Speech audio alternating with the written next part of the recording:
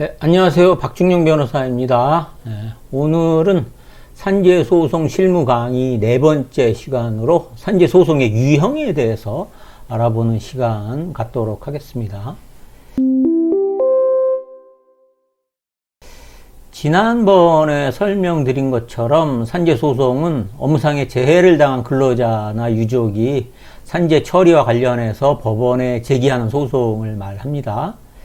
따라서 산재 소송 절차는 산재 신청 절차와 달리 법원에서 이루어지게 되고, 따라서 법원에 소송을 제기해야 그 절차가 진행되게 됩니다. 이런 산재 소송에는 크게 행정소송과 민사소송이 있는데요. 우선 행정소송부터 살펴보면, 행정소송에는 여러 가지 유형이 있겠지만 우리가 다루는 산재소송에 있어서의 행정소송은 주로 국가기관 등의 처분에 대한 취소를 구하는 취소소송이 주된 소송 내용이 됩니다. 이런 취소소송에는 근로복지공단의 처분 내용에 따라 유족급여 부지급 처분 취소소송하고 요양 불승인 처분 취소소송이 있는데요. 유족급여 부지급 처분 취소소송은 말 그대로 사망한 재해근로자의 유족이 유족급여 청구를 했지만 근로복지공단에서 여러 가지 사유를 들어서 부지급 처분을 하는 경우에 이런 부지급 처분에 불복해서 제기하는 소송을 말합니다.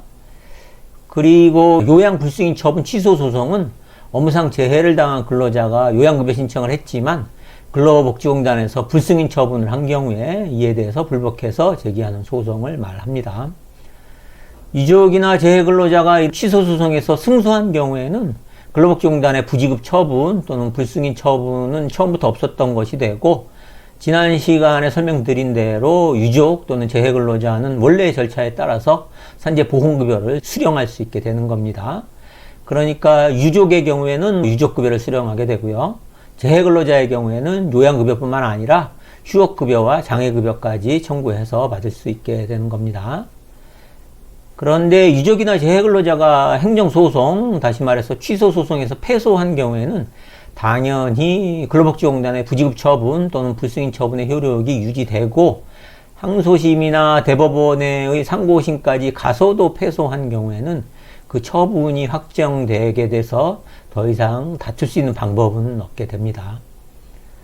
산재소송의 또 다른 유형에는 민사소송으로서의 산재 손해배상 소송이 있는데요. 산재 손해배상 소송은 업무상 사고의 발생 등의 책임 있는 사업주나 가해자들에 대해서 재해 근로자에게 발생한 신체상의 손해를 청구하는 소송을 말합니다. 그래서 재해 근로자가 살아있는 경우에는 재해 근로자가 원고가 되고, 재해 근로자가 사망한 경우에는 그 상속인이 원고가 돼서 손해배상 소송을 제기하게 됩니다. 그런데 산재 손해배상 소송의 경우에는 손해배상 청구 절차 이전에 산재 신청 절차에서 산재 신청이 승인될 것을 전제로 합니다. 만약에 산재 신청을 했지만 불승인 처분 또는 부지급 처분을 받은 경우에는 행정소송을 통해서 그 처분을 취소하지 않는 한 사업주에 대한 산재 손해배상 소송을 할 수 없게 되는 겁니다. 사업주에 대한 손해배상 책임이 인정되기 위해서는 재해근로자가 업무상 재해를 당하고 이런 업무상 재해의 발생에 사업주의 과실이 인정돼야 하기 때문입니다. 지금까지 산재소송 실무 강의 네 번째 시간으로 산재소송의 유형에 대해서 알아봤습니다. 감사합니다.